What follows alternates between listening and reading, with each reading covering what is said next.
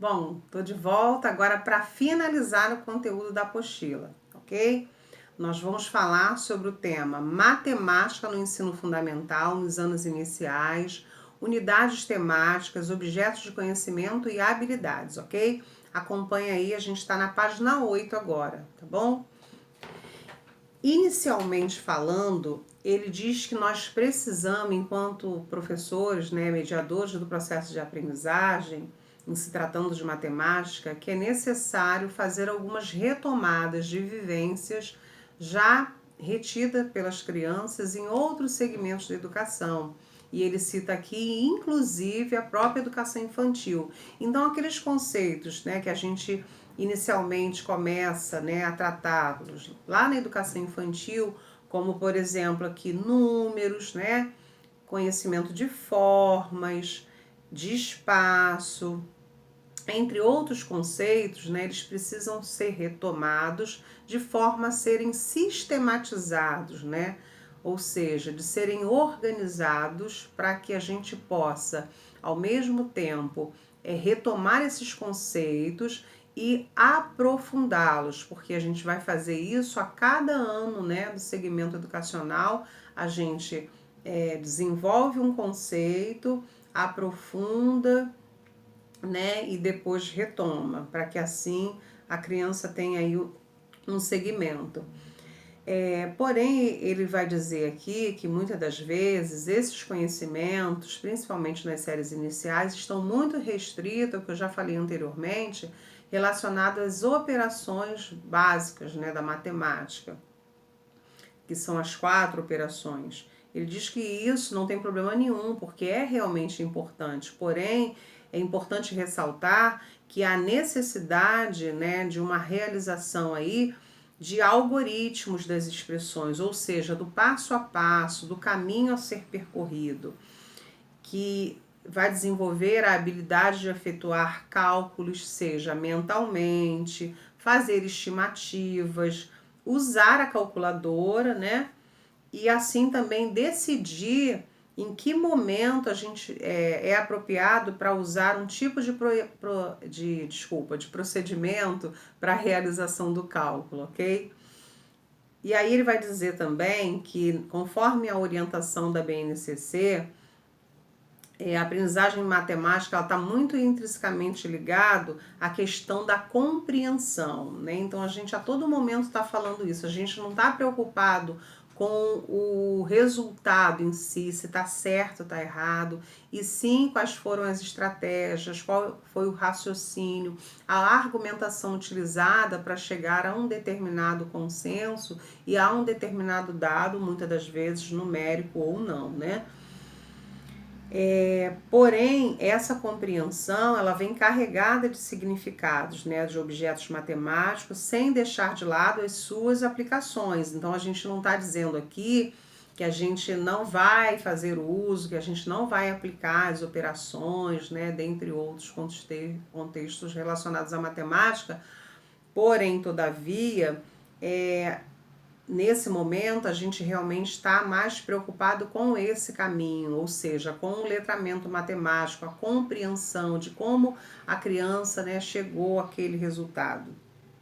E aí cita a importância de diferentes recursos, né, dos quais a gente tem hoje disponível, né, e que a gente pode fazer uso, porque a BNCC, apesar de ser normativa, né, e obrigatória, o papel do professor ainda é de fundamental importância, porque é ele que traça esses recursos, as estratégias de aprendizagem, tá?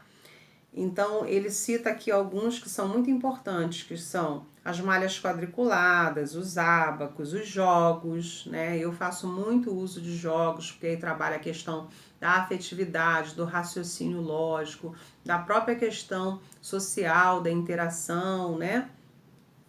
Vídeos, calculadora, planilhas eletrônicas e software de geometria dinâmica. Eles têm um papel fundamental nesse processo aí, ensino-aprendizagem. Porém, todavia, é necessário que eles estejam integrados. Então, não adianta a gente levar um determinado recurso para a sala de aula sem né, saber fazer uso, sem colocar determinados limites, porque aí senão coloca aquela condição de bagunça, né, as crianças precisam entender que é um instrumento naquele momento de aprendizagem, não somente, né, um lazer, um momento livre, porque infelizmente em alguns contextos escolares, em algumas escolas, o jogo muitas das vezes é visto dessa forma. Eu falo isso porque eu sou professora e muitas das vezes levava alguns jogos de língua portuguesa, né, para a sala de aula, e muitas das vezes a coordenação chamava atenção, achava que eu não estava dando conteúdo porque eu levava jogos e achavam que era só realmente meio de lazer, enquanto na verdade está carregada aí de intencionalidade, né, no sentido pedagógico.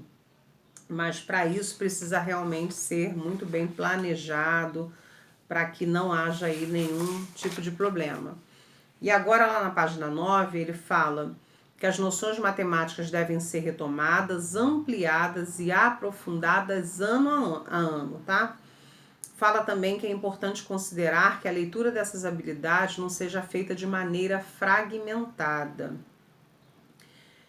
Fala que por que a gente fala aí dessa questão fragmentada, né? Porque, infelizmente, algumas escolas acabam por dividir alguns conceitos, né? Assim como faz com o português, que hoje a gente tem a parte da gramática e a parte da interpretação, a parte da redação, assim como algumas escolas também fazem uso disso na matemática. A gente tem a parte de álgebra, a parte de desenho geométrico, né, a educação financeira, enfim, e a coisa fica realmente bem fragmentada.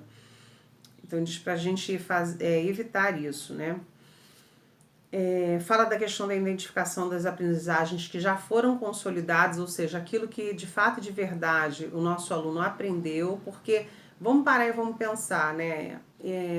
Muitas das vezes, igual eu citei aqui, as crianças não conhecem, não reconhecem um número. Se elas não reconhecem um número, como que eu vou trabalhar com adição, por exemplo?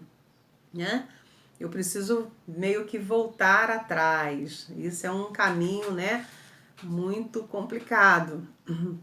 Para alguns professores, haja visto a sua demanda de conteúdo, número de alunos. Por isso que eu falo que eu ganho dos professores no consultório, porque muitas das vezes me perguntam isso.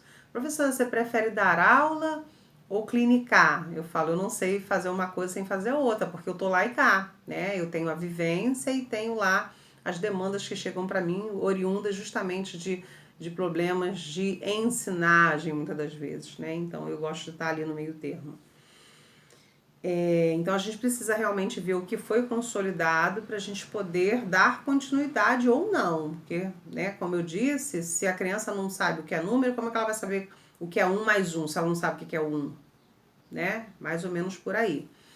Fala também do desenvolvimento da habilidade, deve ser base de aprendizagem para usar na posterioridade, ou seja, muitas das vezes é realmente necessário você, por exemplo, saber a tabuada para você saber fazer regras de 3, né? Fazer uso em outros contextos, né?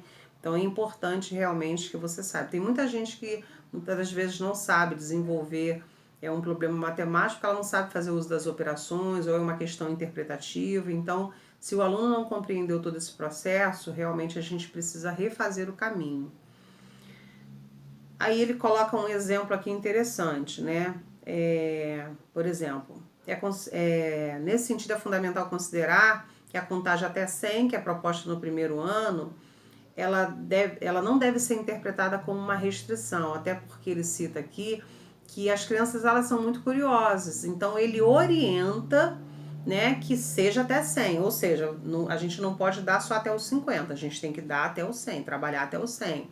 Porém, todavia, se a criança, né, a turma em si tiver interesse em saber o 200, o 300, que a gente pode sim dar continuidade, tá? Isso é flexível para as escolas.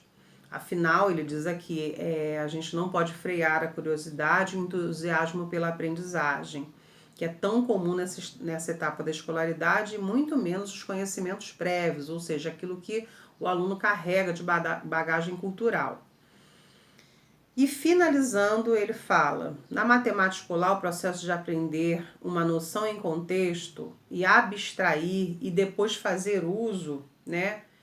Ele envolve algumas capacidades que são essenciais, como formular, empregar, interpretar e avaliar, criar, enfim, e não somente aqueles enunciados, né? Arme e efetue.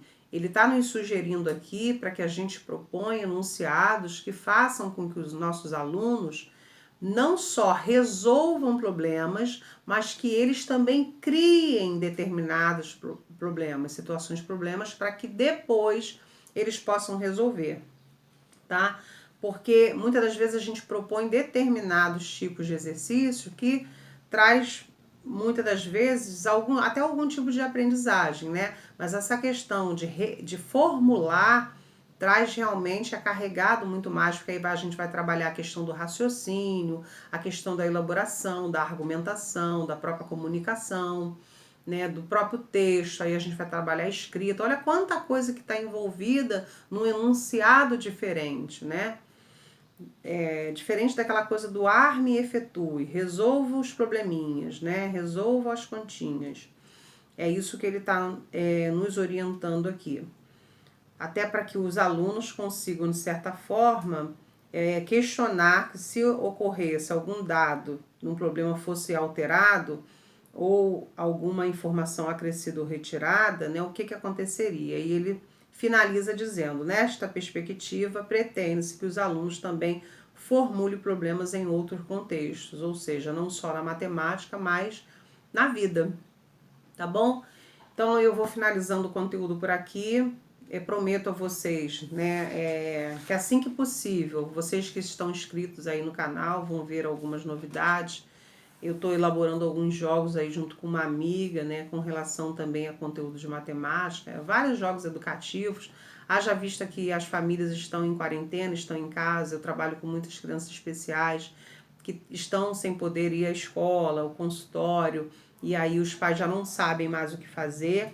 Então, aguardem aí que vem novidades, né, de jogos. E eu vou tentar gravar com os que eu já tenho, né, mas esses, no caso, são industrializados. Dar dica para vocês, ok? Eu tenho uma parceria aí também com a Brinquero, que disponibiliza, tem um preço mais acessível para vocês, então eu vou apresentar, depois quem tiver interesse também pode entrar em contato com a Verônica, que é a responsável pelo setor lá de jogos, ok? Então eu aguardo vocês na plataforma, coloquem lá suas dúvidas, ok? E beijo, até a próxima!